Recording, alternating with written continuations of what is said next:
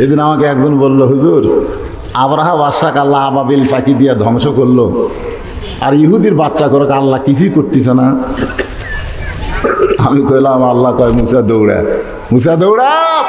মুসা বলতেছে, আল্লাহ আমি দৌড়ালে ফেরাউন সৈন্য মনে করবে আমাদের ভয়ে মুসা দৌড়াচ্ছে। আল্লাহ কয় না, তুই দৌড়া, আমার হুকুমে দৌড়া। মুসা নবী দৌড়ায় আর ফেরাউন খালি হাত তালি দেয়, দেখ দেখ দেখ দেখ আমাকে ভয়ে কি দৌড় মারতেছে। মুসা কয় আল্লাহ খালি শরম লাগতেছে। আল্লাহ কয় জাগা মতো যা, জাগা মতো যা, মার কাক কয় তুই দেখে ফেলবি। একেবারে সাগরের কাছে এসে মুসা নবী ব্রেক করছে। ফেরাউন কয় আর দৌড়াবি না। মুসা বলতেছে আল্লাহ কি কয়? আল্লাহ কয় তাকে দেখ। মুসা নবী তাকে দেখে 12 লাইন রাস্তা। সুবহানাল্লাহ। আপনাকে এটা কয় লাইন হচ্ছে? 4 লাইন। 4 লাইন। তা কি করবার যায়, বাড়ি ঘর সব ভাঙ্গে চুরমার, ধরে কোন কথা ঠিক কি? 12 লাইন রাস্তা। মুসা নবীর সঙ্গীদের নিয়ে যখন রওনা দেয়, ফেরাউন রাস্তা মনে করে যখন নামছে, এমন সুবরান সুবড়াইছে, আল্লাহর হাতে ইসরায়েলেরাও এমন সুবরানি খাবে। ঠিক না? ফিলিস্তিনের একজন মা বলেছে, পৃথিবীর মায়েরা সন্তান জন্ম দেয় আর আমরা মুজাহিদ জন্ম দেই। সুবহানাল্লাহ। আমরা সন্তানকে মৃত্যু চাই না, জীবন চাই। সাংবাদিক বলল যাচ্ছে আর মরতেছে, আর আপনি মা হয়ে বলেন মৃত্যু চাই না, জীবন চাই। বলে আল্লাহর কোরআন খোল, তাহলেই দেখতে পাবি আল্লাহ বলেছেন, ওয়ালা তাকুলু লিমান ইউকতালু ফি সাবিলিল্লাহি আমওয়াতুন বাল আহইয়াউ ওয়ালাকিন লা তাশউরুন। আল্লাহ রাস্তায় যাদেরকে হত্যা করা হয়, আমাকে বলে হুজুর এত দোয়া করলেন, সাইদে হুজুর তো বাঁচাবার পারলেন না। আমি বললাম পাগলা, সাইদে হুজুর তো মরছে। হুজুর মরেনি, কয় না মরেনি রে, জেলখানার মধ্যে হয়তো মরতো, কিন্তু হাসপাতালে মরেনি। এটা আপনারা বুঝবেন না। ওয়ালা কিল্লা তা শুরু। আল্লাহ এখানে একটা পেঁয়াজ মেরাতো স্যার, তোরকে সাধারণ মাথাটা বুঝবে না, এটা বুঝবার গেলে মাথা লাগবে, মাথা। আসরের নামাজ জামাত শুরু হবে, নবী মেহরাবের মধ্যে ঢুকলেন আর হযরত বেলাল আকামত শুরু করলেন। খুব খেয়াল করবেন, যতক্ষণ পর্যন্ত কামাতে সালা মুয়াজ্জিন না বলতো ততক্ষণ নবী কিবলামুখী হতেন না। এটা কিন্তু নবীর সুন্নত। আপনাকে মসজিদের ইমাম ভাইও আমি বলতেছি, এই কামাতে সালা না বলা পর্যন্ত কিবলামুখী হওয়া যাবে না। কেন যাবে না? কারণ প্রত্যেকটা ইমামকে দেখা লাগবে যে কাতার সোজা হয়েছে কিনা, কাতার ফাঁকা আছে কিনা। কাতার ফাঁকা, কাতার বেঁকা রেখে তুমি ইমাম যতই নামাজ শুরু করো, নামাজ হতে পারে কিন্তু জামাতের সওয়াব হবে না। জামাতের সওয়াব কম না বেশি? কমপক্ষে কয় গুণ? এই আপনারা জানেন। তা আমরা বাড়ি ঘর ছাড়া মসজিদে যাই এই 1 গুণ নেওয়ার জন্যে।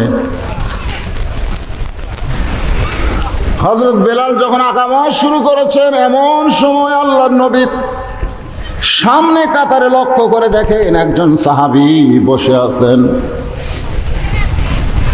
ওয়াজটা হচ্ছে আস্তাইনু বিস-সাবরি ওয়াস-সালাহ ইন্নাল্লাহা মা'আস-সাবিরিন।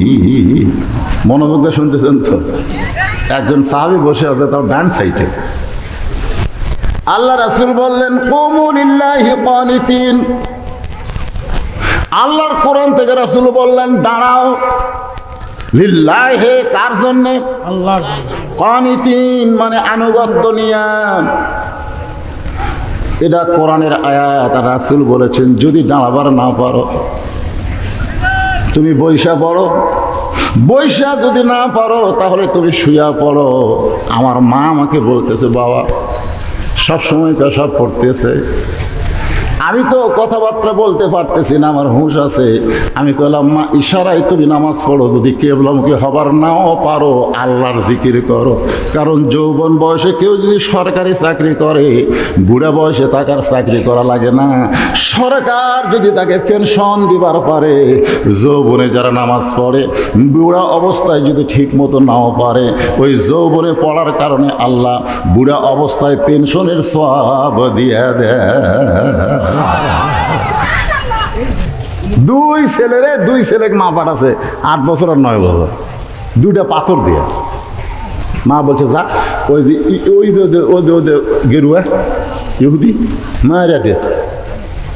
ওরা 2 ভাই দেয়, ওর হাতত আছে রাইফেল, স্টেন গান, মেশিন গান, আর এরা যা পাথর মারতেছে। যে 2 পাথর মারছে, পাথর তো ইহুদির গালত লাগেনি, ওরা গুলি করছে। ওর কিন্তু মানবতা নাই, ছোট ছোট বাচ্চার উপর দয়া নেই, তো মারা দিছে গুলি। ওরা হাসপাতালে পর্যন্ত বোম মারতেছে, জোরে কোন কথা ঠিক কিনা? এই শালাকের মধ্যে কোনো মানবতা নাই তো। গুলি মারছে, এক ভাই সাথে সাথে শহীদ হয়ে গেছে, এক ভাই সাথে সাথে শহীদ, আর এক ভাইয়ের একটা হাত উড়ে গেছে। 2 ভাইকে হাসপাতালে নিয়ে গেছে। মার কাছে খবর দিল, মা দেখতে গেছে। মা দেখবার যায়, দেখে যেটা শহীদ হয়ে গেছে ওর কপালে চুমা দিয়া মা মুচকে মুচকে হাসতেছে আর বলতেছে আলহামদুলিল্লাহ। আর যেটার হাত উড়ে গেছে ওর কপালে চুমা দিয়ে কান দিচ্ছে আর বলতেছে ইন্নালিল্লাহ ইন্নালিল্লাহ। সাংবাদিক প্রশ্ন করে, কে পাগলি হতো নাকি? যেটা মরে গেছে সেটা ইন্নালিল্লাহ, আর যেটা এখন জীবিত আছে সেটা আলহামদুলিল্লাহ। আর মা কয় যেটা মারা গেছে সেটা কয় আলহামদুলিল্লাহ, আর যেটা এখনো হাত গেছে বেঁচে আছে এটা কয় ইন্নালিল্লাহ। সাংবাদিক জিজ্ঞাসা করলো, মা এমন বলার কারণ কি? মা মুচকি মুচকি হাসে আর বলে, তোমরা বলতেছো এটা মরে গেছে, কিন্তু আমি দেখতেছি আমার ময়না জান্নাতে পাখি হয়ে উড়তেছে। আর ইন্নালিল্লাহ বলার কারণ হলো, তুই কেন হাত দিলি? তুই কলিজার জীবন কেন দিবার পারলি না? তোর জন্য সবচাইতে বড় বিপদ হলো শহীদের দরজা থেকে ফিরে আসা। এই জন্য কাঁদতেছি আর ইন্নালিল্লাহ পড়তেছি। ভাইজান, যারা ফিলিস্তিনে জীবন দিচ্ছে এরা কিন্তু একটাও মরতেছে না, বরং সব জান্নাতের পাখি হইয়া ঘুরতেছে। আর সামান্য 2-1 ফোঁটা পানি পড়তেছে। দেখেন এটা কি মাছ যাচ্ছে, অগ্রাণ মাছ। তারপরে গাও ঘামতিছে, শীত আসছে, তো শীত আসা লাগবে না। শীতের সময় শীত যদি না আসে, আপনাকে যে সরষা লাগাচ্ছেন, তারপর আলু লাগাচ্ছেন, এলা হবি করে। যখন যেটা দরকার আল্লাহ সেটা দিবি। একটু সামান্য বৃষ্টি আর পটপট করে উঠ। কে উঠলো? যার গাঁতে 1 ফোঁটা বৃষ্টি পড়লো, 1 ফোঁটা। আমি সেদিন যে শালপাত বলছিলাম, 1 ফোঁটা বৃষ্টি যার গাঁত পড়বে, আল্লাহ যদি সুযোগ দেয় যে 1 ফোঁটা বৃষ্টি পড়ছে আমার কোরআন শুনবার জন্য, ওই শরীরের জন্য আমি জাহান্নাম হারাম করে দিলাম। তাহলে কি হলো? বাড়ির যাই বেশি লাভ।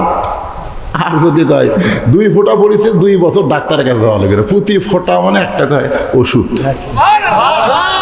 একটা করে ভ্যাকসিন। আলহামদুলিল্লাহ।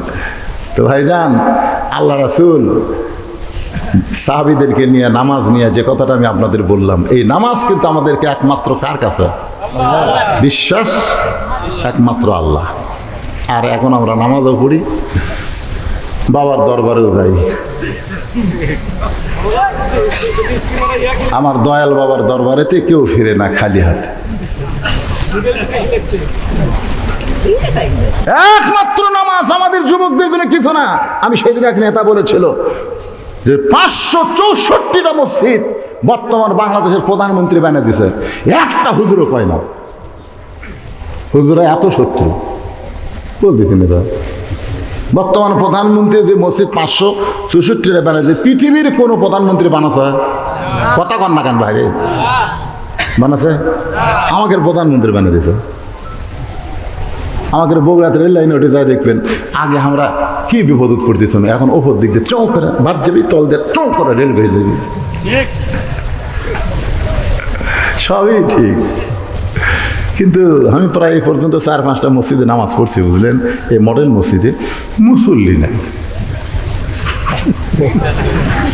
তা আমি তখন নেতা বসে থাকতেই বললাম, ভাই 500 কেন, 5000 মসজিদ প্রধানমন্ত্রী বানিয়ে দিয়েও লাভ নাই যদি মুসল্লি না থাকে। আমাকে বলে, হুজুর ভালো করে ওয়াজ করেন। নেতা বলতেছে ভালো করে ওয়াজ করেন, মুসল্লি হবি। আমি বললাম না, ভালো করে ওয়াজ করলে মুসল্লি হবি এ কথা কোরআনেও নাই, হাদিসেও নাই। কারণ নবী ওয়াজ দিয়া মক্কা 13 বছর মাত্র 317 জন মুসলমান বানাছে ওয়াজ দিয়া। আর মদিনা যায় 8 বছরে কি কাম করলো, 8 বছরে এসে 10,000 লিয়া মক্কা বিজয় হলো। জোরে কোন কথা ঠিক কিনা? খালি ওয়াজ দিয়া, নবীর ওয়াজ দিয়া 313 বছরে। আর আমাকে একশা বক্তার ওয়াজ দেয়। তো কয় হুজুর তাহলে কি করা লাগবে? আমি বললাম তাহলে আল্লাযীনা ইম্মাক্কান্নাহুম ফিল আরদ, প্রধানমন্ত্রী যেমন মসজিদ বানাইছে, ওই প্রধানমন্ত্রীর উপর আল্লাহর আইন হলো তুই পদ্মা সেতু নির্মাণ করো, রাস্তার উপর ওভারব্রিজ বানাও, মাদক মুক্ত সমাজ করো, বাল্য বিয়ে বন্ধ করো, এগুলো সবই তুমি করো। কিন্তু তোমার 1 নম্বর কাজ হচ্ছে আকামুস সালাত, নামাজ কায়েমের আইন করো। জোরে কোন কথা ঠিক কিনা?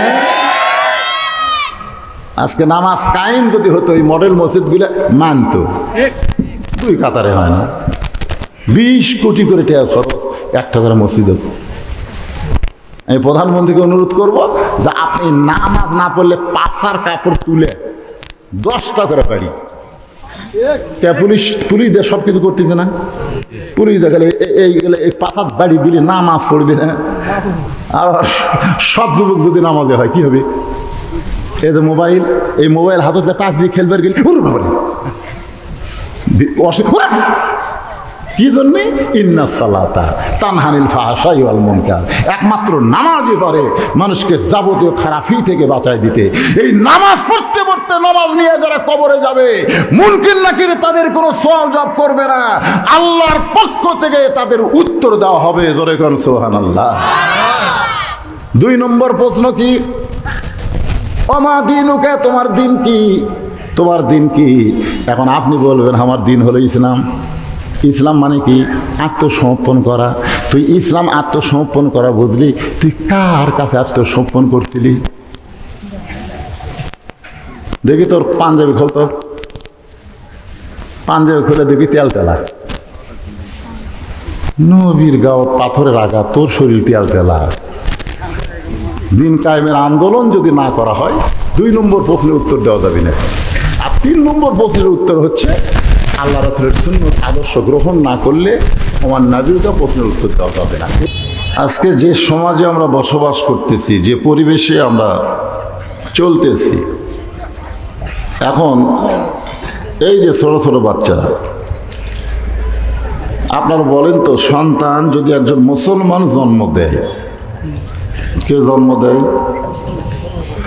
আর হিন্দুর বাড়িতে যদি লালন পালন করতে দেয়, 10 বছর পরে মুসলমান যদি ওই সন্তানকে ফেরত নেয়, আপনারা বলেন তো সন্তানকে আল্লাহ কবে না ভগবান কবে? ভগবান। কারণ কি? কারণ জন্ম মুসলমান দিলে হবে না, পরিবেশ মুসলমানের পাওয়া লাগবে। যেরকম ঠিক। আবার যদি একটা হিন্দু সন্তান জন্ম দিয়ে মুসলমানের ঘরে লালন পালন করতে দেয়, 10 বছর পরে হিন্দু যদি তার সন্তানকে ফেরত চায়, তাহলে কি বলবে? ভগবান না আল্লাহ? তার মানে জন্ম দিলেই হয় না, পরিবেশের কারণে ও মুসলমান হয়ে গেছে। জোরে কোন ঠিক কি? এখন আমাদের দেশে যে পরিবেশ চলতেছে, এই পরিবেশটা কি মুসলমানের পরিবেশ না হিন্দুর পরিবেশ?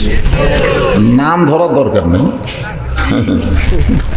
কারণ একটু নিজেরা বিবেক দিয়ে চিন্তা করবেন। এই পরিবেশ, এই অবস্থায় যখন ছোট বাচ্চার কান্না থামে না মোবাইল চালু না করলে, জোরে কোন কথা ঠিক কি না?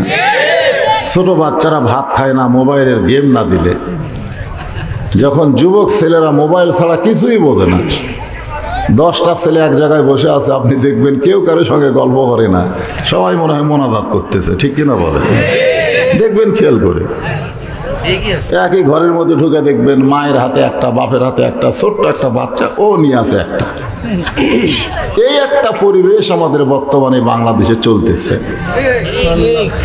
সেই পরিবেশে কবরের পাথেও জোগাড় করে কবরে যাওয়া কিন্তু খুবই কঠিন। ঠিক কিনা বলেন? তারপরও আমি আপনাদের সামনে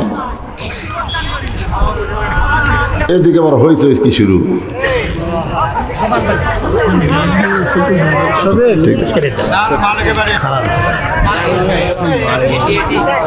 ঠিক আছে, এই যে বাহিরে হয়েছে হলো হোক, কিন্তু ভিতরে আমরা ঠিক থাকবো। ঠিক কিনা বলেন? হ্যাঁ, এখানে কিছু শয়তান কাজ করবে, তারা হইচই করবে।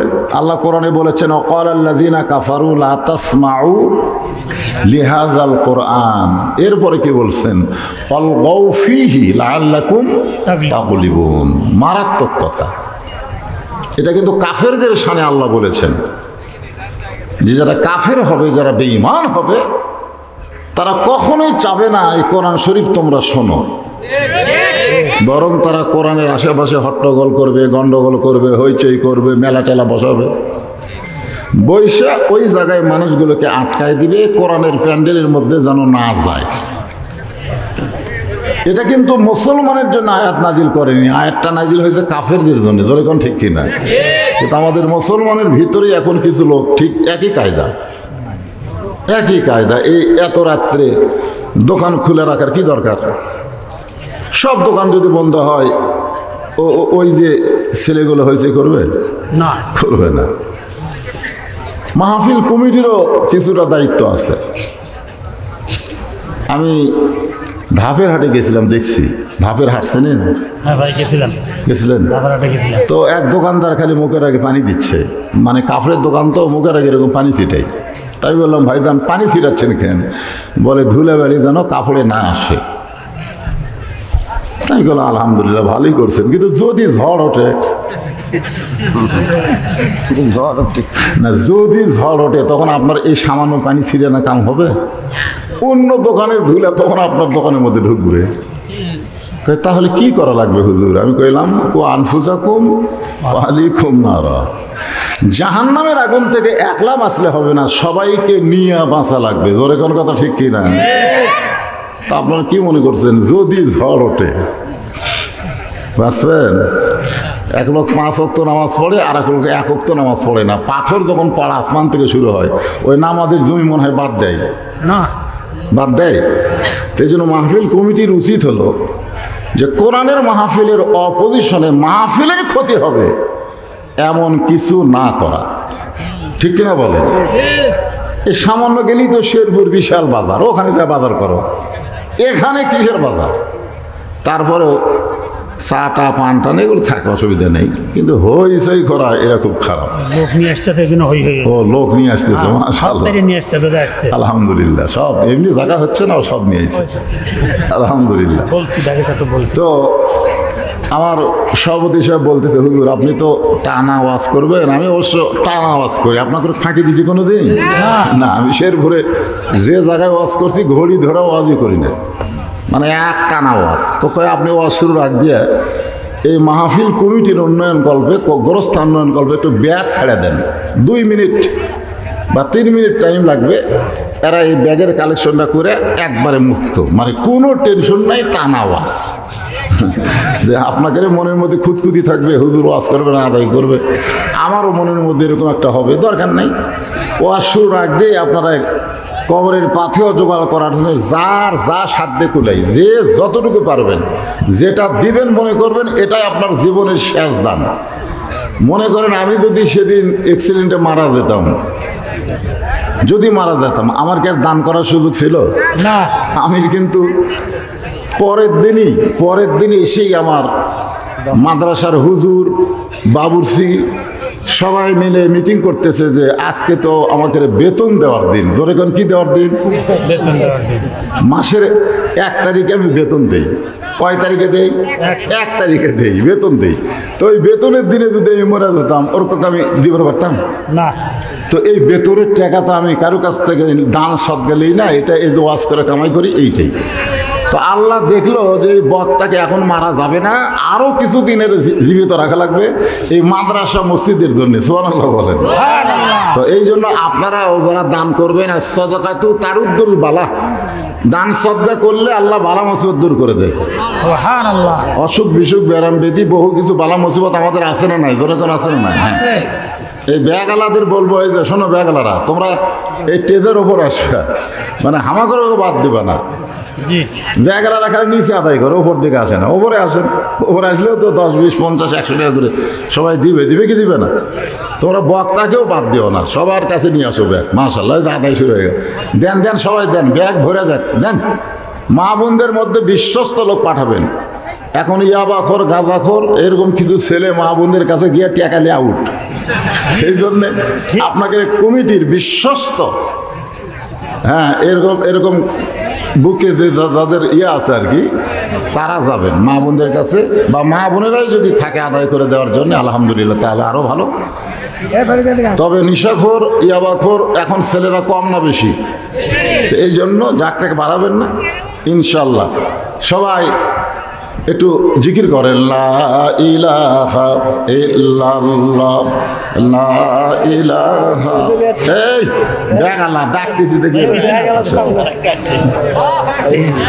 লা ইলাহা ইল্লাল্লাহ, লা ইলাহা ইল্লাল্লাহ মুহাম্মাদুর রাসূলুল্লাহ সাল্লাল্লাহু আলাইহি ওয়াসাল্লাম। আদায় শেষ। এই ব্যাগগুলো কোন দিকে যাবে? ও সব টেজে, ঠিক আছে, সব ব্যাগ টেজের দিকে আসুক। হ্যাঁ, আর আপনারা ধীরস্থিরভাবে সুন্দর হয়ে বসেন। ব্যাগ যেগুলো আদায় করছেন সব নিয়ে আসেন, সব টেজে জমা দেন। মহব্বতে, আল্লাহ রাসূলের মহব্বতে একটু দুরূদ পড়েন। আল্লাহুম্মা সাল্লি আলা মাওলানা মুহাম্মদ ওয়া আলা আলি সাইয়্যিদিনা শাফিআনা। আয়াতটা কি তেলাওয়াত করছি মনে আছে আপনাদের? হ্যাঁ, ইয়া আইয়ুহাল্লাযীনা আমানু, যারা আমাকে বিশ্বাস স্থাপন করছো। কোরআনে আল্লাহ তাআলা যেখানে ওয়াজ করেছেন সেখানে আমানু শব্দ উল্লেখ করেছেন, আর যেখানে দাওয়াত দিয়েছেন সেখানে আমানু উল্লেখ করেন নাই। ইয়া আইয়ুহান নাস, ইয়া আইয়ুহান নাস বলেছেন। কি বলেছেন? নাস মানে কি? সব মানুষ, ইহুদি, খ্রিস্টান, হিন্দু, বৌদ্ধ, মুসলমান, সবাইকে লক্ষ্য করে আল্লাহ বলেছেন ইয়া আইয়ুহান নাস। আর যখন ঈমান গ্রহণ করেছি আমরা, আমাদেরকে লক্ষ্য করে আল্লাহ বলেছেন ইয়া আইয়ুহাল্লাযীনা আমানু, যারা বিশ্বাস স্থাপন করেছে। কি করবে? থাক, অসুবিধা নেই, অসুবিধা নেই। আর কোনো বিরক্ত করা যাবে না। যে যেখানে আছে ওখানেই থাক, থাক। আলহামদুলিল্লাহ। আমি কিন্তু শুরু করলাম, আপনারা কি খেয়াল করতেছেন? হ্যাঁ, অসুস্থ মানুষ, মা হাসপাতালে, তারপরে যা কিছু বলি আমারও জীবনের শেষ মনে করে, আপনাদের জীবনের শেষ মনে করে, আর কবরে যাওয়া লাগবে এই খেয়ালটা রেখে ওয়াজটা শুনবেন। শুধু শুনবেন না, সামিনা ওয়াতাআনা, শুনতে হবে গ্রহণ করার জন্য। যেই ছেলেরা এই তাফসিরুল কোরআন মাহফিল করতেছে, বিরাট ইসলামী জলসা নাম দিছে, এই ছেলেদের মধ্যে কেউ যদি ইমানদার হওয়ার পরে মাগরিব এশার নামাজ না পড়ে, মনে করেন, এখানে কিন্তু আল্লাহ তাআলা ইমানদারকে লক্ষ্য করে বলতেছে, যারা আমাকে বিশ্বাস স্থাপন করেছো। আর রাসূল বলেছে লা সালাতা লা ঈমানা, যার নামাজ নাই তার ঈমান নাই। এখন যারা বেনামাজি বসে আছেন, নামাজ পড়েননি, বসে থেকে ওয়াজ শুনতেছেন, এরা কিন্তু আল্লাহর এই কথার মধ্যে পড়তেছে না। রাসূলের হাদিস অনুযায়ী, যেরকম কি অনুযায়ী? হাদিস অনুযায়ী। আস্তাইনু, খুব খেয়াল করবেন, আস্তাইনু, আস্তাইনু শব্দের অর্থ হলো চাওয়া। বিসসবরি ওয়াসসালাহ, ধৈর্য আর নামাজ। এখানে আমি তাফসীর পড়তে গিয়ে চিন্তা করলাম যে নামাজ আর ধৈর্য একসাথে দেওয়ার কারণ কি? একসাথে দেওয়ার কারণ হলো আমাদের সব কাজে ধৈর্য আছে, কিন্তু নামাজের মধ্যে আমাদের ধৈর্য কম। ঠিক কিনা বলেন? দেখবেন সব কাজে কিন্তু আমরা খুব গুরুত্ব সহকারে সময় লাগলেও লাগুক, অসুবিধা নাই। কিন্তু নামাজের মধ্যে গেলি খালি পাড়াপাড়ি, এত ফোর্সে নামাজ পড়ে আলহামদুলিল্লাহ দল নিন, তো ফেরেশতারা কলম খাড়া করে আছে। আল্লাহ কাইকে ওই নামাজ পড়তেছে, কলম খাড়া কেন লেখ, আল্লাহ এত ফোর্সে সূরা ফাতিহা করছে আমরা বুঝবারই পারিনি, লেখমুখী। কারণ আপনারা দেখবেন দলিল যখন লেখে তখন কি করে, আগে শোনে। যদি আপনি ভর ভর ভর ভর ভর কন তাহলে কি লিখতে পারবে? আগে ভালো করে বলতে হবে, ভালো করে শুনতে হবে, তারপরে লেখা পাবে। কিরামান কাতিবিনা ইয়ালামুনা মা তাফআলুন। আল্লাহ রাসূল বলেছেন, এটা কোরআনের আয়াত, রাসূল বলেছেন খালি দুইটা ঈমান তোমাদের মধ্যে রাখতে পারলে তোমরা 1 নম্বর জান্নাতে হবে। সুবহানাল্লাহ। 1 নম্বর হলো আল্লাহ দেখতেছে, আর 2 নম্বর হলো ফেরেশতারা লিখতেছে। এই কে দেখতেছে? আমাদের বাংলাদেশে এই বিশ্বাস আছে? নাই। আল্লাহ দেখতেছে, ফেরেশতারা লিখতেছে। আমি যা কিছু করতেছি কে দেখতেছে? আর কে লিখতেছে? ফেরেশতারা কি বসে আছে নাকি? লিখতেছে। আপনি দরজা আল্লাহ বন্ধ করে ছেলেরা যদি মনে করে অশ্লীল ভিডিও দেখবো, এখন কেউ দেখতেছে না, বাপ মাও ঘুমাচ্ছে, আমার দরজা জানলা বন্ধ। ফেরেশতারা তখন কি কয়, আল্লাহ এই মানুষ না শয়তান? আর যে 2 কান্দে আমাকে বসে থাকছে, আমরা আর কান্দ থাকতে চাই না। ফেরেশতা কান্দে থাকার পরেও যারা অন্যায় কাজ করে এরা হলো মানবরূপী শয়তান। জোরে কোন কি রূপী শয়তান? মানবরূপী শয়তান। আপনারা বলেন তো ফেরেশতারা কি লিখতেছে না লিখতেছে না? এখন আসেন, আল্লাহ ঈমানদারকে লক্ষ্য করে বললেন, যারা আমাকে বিশ্বাস স্থাপন করেছো, তোমরা যদি কিছু পাবার চাও তাহলে ধৈর্য আর নামাজের ভিতর দিয়া চাও। কি চাবেন? আল্লাহ বলেছেন, ইহদিনাস সিরাতাল মুস্তাকিম। পড়েন, ইহদিনাস সিরাতাল মুস্তাকিম সিরাতাল্লাযীনা আন'আমতা আলাইহিম গায়রিল মাগদুবি আলাইহিম ওয়ালাদ-দাল্লিন। আমিন আমিন। আসতে না ধরে। আসলে আমাদের হানাফি মাযহাবের মধ্যে মসজিদে দোয়াল্লিন বললে আমিন আসতে কই, ঠিক কিনা কোন? কিন্তু সৌদি আরব মদিনাত গিয়ে দেখলাম ওরা কোন মাযহাবের বাড়ে এত জোরে মারে, বুঝলেন? তোরকে দেখা দেখে আমিও জোরে শুরু করে দিলাম। মানে যেটি জোরে সেটা আস্তে করে মানায় না, মানায় সবাই আমিন, আর আমি চলে না। হয়তো ফেরেশতারা আমারটা লিখতেইছে না, তুই কি করি? হ্যাঁ, তা আসেন ভাইজান, আসরের নামাজের আজান দিয়েছেন হযরত বেলাল ইবনে রেবাহ। এই পৃথিবীর শ্রেষ্ঠ মুয়াজ্জিন হলেন হযরত বেলাল। দুনিয়ার মুয়াজ্জিন আজান দিলে মুসল্লির কান পর্যন্ত ঠিক মতো যায় না। মাইক দিয়ে দিলেও জোরে আজান কখন হলো রে, এরকম আছে না নাই? মানে কাজের ধান্দায় পড়ে আজান পর্যন্ত শুনবার হয় না। আর হযরত বেলাল যখন আজান দেয়, ওই আজান শুধু দুনিয়া পর্যন্ত থাকে না, আল্লাহর আরশ পর্যন্ত পৌঁছে যায়। আল্লাহ রাসূল বললেন, বেলাল আমার কাছে আইতো। তো বেলাল হলেন মুয়াজ্জিন, রাসূল হলেন ইমাম, বুঝছেন? রাসূল বলেন, বেলাল আমার কাছে তো আসো তো। তো বেলাল যখন নবীর কাছে গেছে, বল তুই না আমার চাইতে আধাত খাতো। তো বেলাল বলে, হুজুর আপনি হলেন ইমাম, আমি হলাম মুয়াজ্জিন। তা ইমাম তো লম্বা হবি, মুয়াজ্জিন তো খাটো হবেই। রাসূল বললেন, বেলাল রে, দুনিয়াতে তুই আমার চাইতে খাটো রে, কিন্তু হাসরের ময়দানে তোর মাথা আমার মাথার উপর থাকবি। বেলাল বলে, ইয়া রাসূলুল্লাহ খবরদার এমন কথা বলবেন না। আল্লাহর নবী বললেন, বেলাল রে, আমি কোনো কথা নিজের থেকে বলি না। মা ইয়ানতিকু আনিল হাওয়া ইন হুয়া ইল্লা ওয়াহুন ইউহা। যারা মুয়াজ্জিন হবে বর্তমান বাংলাদেশে তাদের হাদিয়া কম হলেও হাসরের ময়দানে তাদের মাথাটা সব চাইতে উপরে থাকবে। জোরে কান সুবহানাল্লাহ।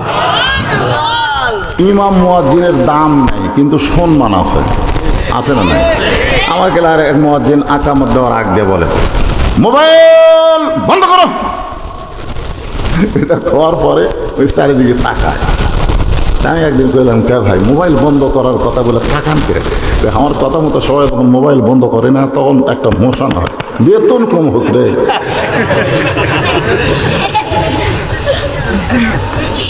কাতার সোজা করো। যেই কই কাতার সোজা করো, দেখে আওয়ামী লীগ, বিএনপি, জাতীয় পার্টি, জামাত সবাই 14 দল 20 দল করবো না। এখন কাতার সোজা করিস কে? হুজুর বেতন যা হয় যাই হোক, কিন্তু সম্মান আছে হুজুর। বেতন কি খুব বেশি? কিন্তু সম্মান আছে না নাই? জোরেখান আছে না নাই? একটা হলো দাম, একটা হলো সম্মান। ইমামের দাম কম, কিন্তু সম্মান আছে। যত বড়ই নেতা হোক, যত বড়ই ধনী হোক, যত বড়ই ডক্টর হোক, ইমামের পিছনে দাঁড়ান লাগবে। জোরেখান কথা ঠিক কিনা? আসরের নামাজের আজান দিলেন হযরত বেলাল ইবনে রেবাহ। আজান শোনার সঙ্গে সঙ্গে প্রত্যেকটা সাহাবী মসজিদে চলে আসতেছে, কারণ পুরুষ মানুষের জন্য আল্লাহর ঘর মসজিদে 5 ওয়াক্ত নামাজ পড়া দরকার, আছে না নাই? নফল না সুন্নত? পুরুষ মানুষের উপরে আল্লাহ রাসূল একটা হাদিস বলছে যে মসজিদে আজান হয়ে গেল, আমি কিন্তু এগুলো কবরের পাথের ওয়াজ করতেছি, বুঝলেন? খালি খালি কবরের যা যদি বলে মান রব্বুকা, তোর রবকে, আপনি তখন বাড়াবি না।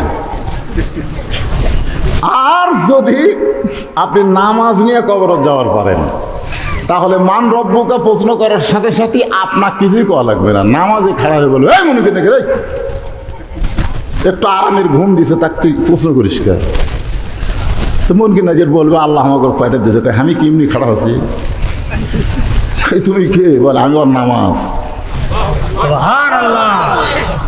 বল সারা জীবনে এই ব্যক্তি কয় ওয়াক্ত নামাজ পড়ছে? বল মন কি নাকি আমরা জানি না। কয় রাকাত নামাজ পড়ছে? বল জানি না। তো সূরা ফাতিহা শুরু কি দিয়ে করছে? আলহামদুলিল্লাহি রব্বিল, রুকুত যায় সুবহান রব্বিল আযীম, সেজদা যায় সুবহান রব্বিয়াল আলা। তো এতবার রব রব কয়ে কবর যাচ্ছে, আবার ঘুম ভাঙাস করে। মুনকির নাকির কয়, আল্লাহ তোমার বান্দাক মান রব্বুকা প্রশ্ন করার পরে নামাজ যে খেবা খেপছে, আল্লাহ বলতেছে যে নামাজ নিয়ে কবরে আইছে, তাকে রবের উত্তর দেওয়া লাগবে না, তার উত্তর নামাজই হয়ে গেছে। জোরে কোন সুবহান।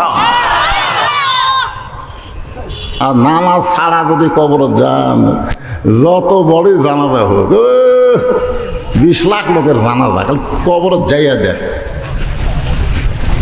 অবস্থাটা কি হয়। খালি বাটাম হলে তো তাও হলো রে। একটু মনোযোগ দিয়ে শুনবেন। সমস্ত সাহাবী আজান দেওয়ার পর অন্য কোনো দিকে রওনা দেয় না, একটা ঘরের দিকে রওনা দেয়। সে ঘরটাই হলো আমার আল্লাহ। আল্লাহ কোরআনে 2টা ঘরের কথা উল্লেখ করছে একই সাথে। সুবহানাল্লাযী আসরা বিআবদিহি লাইলাম মিনাল মাসজিদিল হারাম ইলাল মাসজিদিল আকসা। সাহাবারা একদিন প্রশ্ন করলে, ইয়া রাসূলুল্লাহ, এই 2টা মসজিদের ব্যাপারে গুরুত্ব দিক দিয়ে দাম বেশি কার? এই বাইতুল্লাহ কাবার না বাইতুল মুকাদ্দাসের? তা আল্লাহ রাসূল তো আল্লাহর ঘরের দাম কম বেশি আছে। আল্লাহ রাসূল বললেন, সাহাবীরা এমন একটা প্রশ্ন করলে, তবে আমি তোমাদেরকে একটা কথা বলতেছি, তোমরা এখন শুনে চিন্তা করবা বিবেক দিয়ে কোনটার গুরুত্ব বেশি। বাইতুল্লাহর ভিতরে নবীরা 2-1 জন নামাজ পড়তে পারে, কিন্তু সব নবী বাইতুল্লাহ নামাজ পড়ে নাই, কিন্তু বাইতুল মুকাদ্দাস এমন একটা আল্লাহর ঘর, আমার ইমামতিতে লাইলাতুল মিরাজে সমস্ত রাসূল ইক্তেদা করেছে। এই জন্যে আমি হলাম ইমামুল আম্বিয়া, ইমামুল মুরসালিন। তাহলে বাইতুল মুকাদ্দাসের মধ্যে কয় নবী? সমস্ত নবীরা ঢুকেছে, নামাজ পড়েছে। আর সেই বাইতুল মুকাদ্দাস ইহুদির বাচ্চারা নাপাক করবার চায়। আল্লাহ বলতেছে আগে রক্ত দে, তারপরে সাইজ মতো মার হবে। জোরে কথা ঠিক করে না, মার হবে না? মার হয় না? কি মনে করতেছেন? এগুলো নিয়ে আমাকে কবরে যাওয়া লাগবে। আল্লাহ তৌফিক দেখ, সকলে বলে আমি আস্তাগফিরুল্লাহ বলেন। আস্তাগফিরুল্লাহ রব্বি মিন কুল্লি জামমি ওয়া তুবু ইলাই লা হাওলা ওয়ালা কুওয়াতা ইল্লা বিল্লাহিল আলিয়্যিল আযীম। হাকিম কবে আল্লাহুম্মা আমিন। আল্লাহুম্মা আনতাস সালাম ওয়া মিনকাস সালাম তাবারাকতা ইয়া যাল জালালি ওয়াল ইকরাম। আল্লাহ, বাড়ি থেকে যখন রওনা দিলাম, মনটা এত অসুস্থ ছিল, শরীরটা এত খারাপ ছিল, মনে হচ্ছিল না কিছু বলতে পারবো। কিন্তু আল্লাহ কোরআনের মাহফিলে এসে তোমার কোরআন রসিলাই দীর্ঘ 2 ঘন্টার বেশি সময় ধরে কিছু আলোচনা করলাম।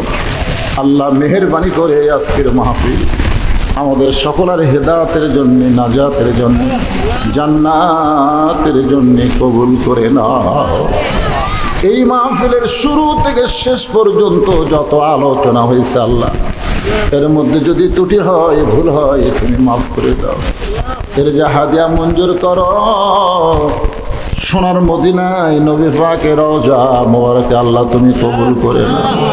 তামাম আম্বিয়ায়ে কেরাম, আসহাবে কেরাম, তাবিঈনে কেরাম, তাবা তাবিঈনে কেরাম, তামাম পৃথিবীর মাটির নিচে যত মুমিন মুমিনা শুয়ে আছে আল্লাহ সকলের আরওয়াহ পরে হাদিয়া কবুল করে। মাবুদ,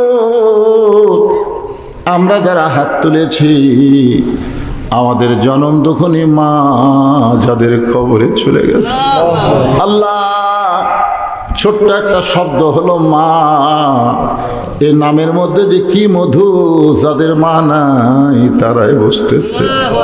এই দরদের মা যাদের কবরে গেছে আল্লাহ মেহেরবানি করে মায়ের কবরটাকে জান্নাতের টুকরা বানিয়ে দাও।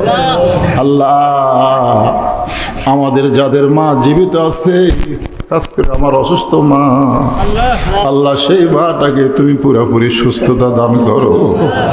আল্লাহ, আমি সহ আমরা যারা বাবা হারা এতিম হয়ে গেছি আল্লাহ, আমাদের বাবা যাদের কবরে চলে গেছে আল্লাহ মেহেরবানি করে বাবার কবরকে জান্নাতের টুকরা বানিয়ে দাও।